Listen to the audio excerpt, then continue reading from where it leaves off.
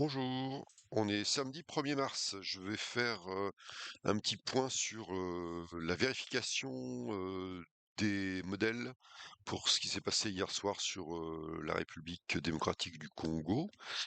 Donc je commence par l'image SAT hier matin, où on devine un petit peu par la couleur rouge ici en image masse d'air, le côté sec de la masse d'air sur l'Afrique centrale.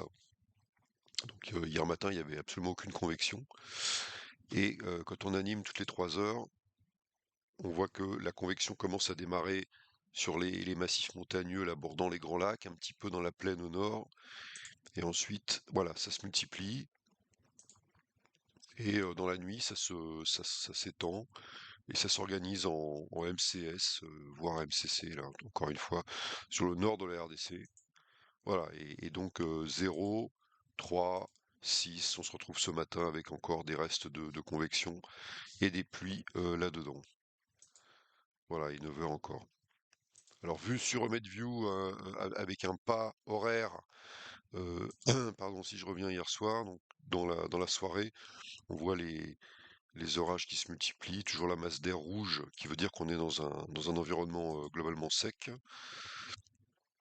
Voilà, on voit qu'il y a eu quand même beaucoup de convection qui s'est régénérée dans la nuit, à l'extérieur de la zone principale. Voilà, et donc ça n'a pas arrêté toute la nuit. Bon, je regarde pas pour l'instant le Gabon, là, je regarde vraiment la RDC, voilà. Alors en observation de minuit à minuit dans Imergue, alors sachant que la minuit, la convection a continué au-delà, donc là c'était vraiment arrêté à 0 heure UTC. Il y a déjà des couleurs dans le rouge, donc on est déjà dans des estimations satellites vraiment proches de 50 millimètres. Alors on n'a pas encore pour l'instant le RFE, le produit RFE qui va arriver cet après-midi. Au niveau pluvieux, je pense qu'on n'a rien du tout. Mais ce serait vraiment intéressant de savoir combien il a plu ici. Mais en tout cas, il a plu pas mal, là. Et plus que ça, parce qu'en fait, ça a continué toute la nuit. Alors, qu'est-ce qui était prévu? Donc, on est encore dans un environnement ici en potentiel de vitesse très défavorable, avec du marron qui veut dire une anomalie de convergence à l'anthropopause, donc de subsidence. Donc c'est normalement pas favorable à la convection. En masse d'air, on est en PW dans une anomalie sèche qu'on a retrouvée un peu, c'est cohérent avec ce qu'on a vu sur l'image satellite. On n'a pas d'onde qui passe. Voilà. Donc normalement, on est dans un environnement peu favorable à la convection. Alors les modèles numériques, le modèle IFS de hier matin, donc c'est la prévision pour la soirée, hein, c'est la prévision J1. Alors, si je remets pour hier soir, voilà, donc il fait démarrer, donc ça c'est les pluies en 6 heures, hein, donc ça c'est pour 12 heures, 15 heures, donc il fait démarrer la convection aussi sur l'est de la RDC, plutôt sur les massifs montagneux. Il fait déjà démarrer sur le nord de la RDC, donc ça c'est 15 heures, 18 heures. Voilà, donc il a bien fait démarrer quand même des orages, 18 et 21, 0. Voilà, on voit que en fait, il n'arrive pas à faire vivre ces orages la nuit. Il y a plus rien du tout, si ce n'est là une petite cellule ici, et ensuite 3 et 6. En fait, il a créé une cellule sur le sud-ouest de la RDC, donc euh, qui fait vivre ensuite en matinée, mais par contre, il a complètement perdu tout ce qui se passait sur le nord de la RDC. Donc ça, c'est l'IFS, donc qui a bien fait démarrer des choses, mais qui n'arrive pas à les faire vivre toute la nuit. Alors, les modèles d'IA, l'AIFS, toujours le modèle d'hier, je peux revenir sur l'après-midi, donc même chose, même pattern, hein, démarrage de convection à midi déjà sur les massifs bordant les grands lacs. L'après-midi, un signal un petit peu de départ de convection sur le nord, ah, ça c'est à 18 heures. Et à minuit, il n'y a plus rien. Donc les pluies entre 18 heures et minuit, il n'y a plus rien. Ça veut dire que le modèle ne fait plus du tout de pluie au-delà de 18 heures. Et de minuit à 6 heures, rien du tout. Voilà. Donc l'AIFS a été aussi mauvais que l'IFS sur ce cas. Alors si on va voir GraphCast, qui a aussi des bons scores de prévision, les scores objectifs calculés par le Centre européen notamment et les centres, producteurs. Donc même chose, démarrage de la convection, exactement le même pattern.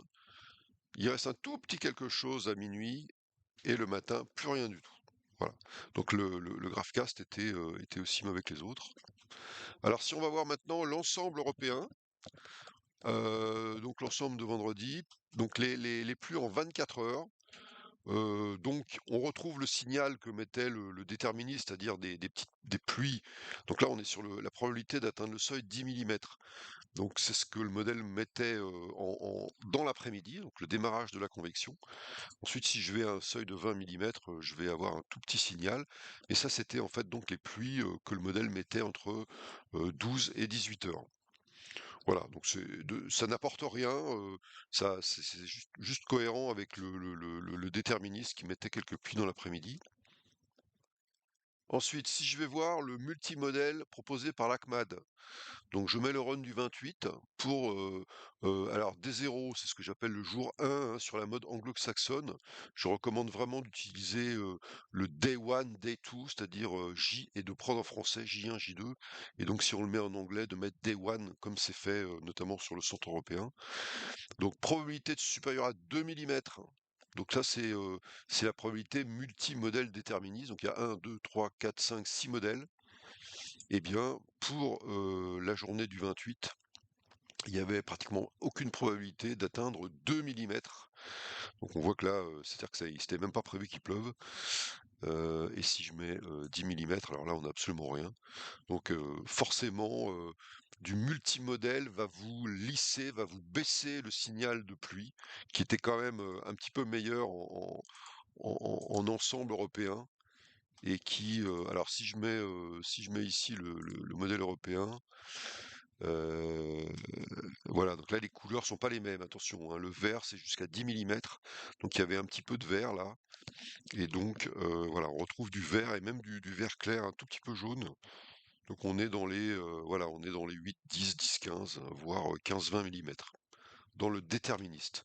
Mais attention parce que ce signal, bien sûr, enfin, quand vous allez le mettre en probabilité ou en multimodèle, vous allez souvent le perdre le signal d'un déterministe parce qu'en fait, à chaque pixel, vous moyennez 5 modèles qui, eux, ont choisi un autre pixel, un autre endroit pour mettre des pluies.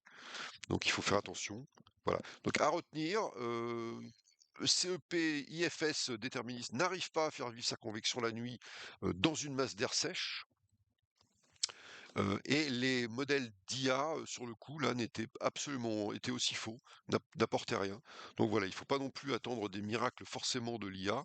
Elle a des scores meilleurs, des scores, généraux, on va dire, mais il faut vraiment regarder ce que ça vaut et dans ce cas-là, eh bien, si on avait fait une production automatique avec des modèles numériques, on aurait eu, aucun risque de pluie ou, en tout cas, il vaut mieux, enfin, il faut faire attention à un multimodèle qui va vous baisser le signal de pluie alors qu'il était quand même présent dans l'IFS avec des 10 à 20 millimètres.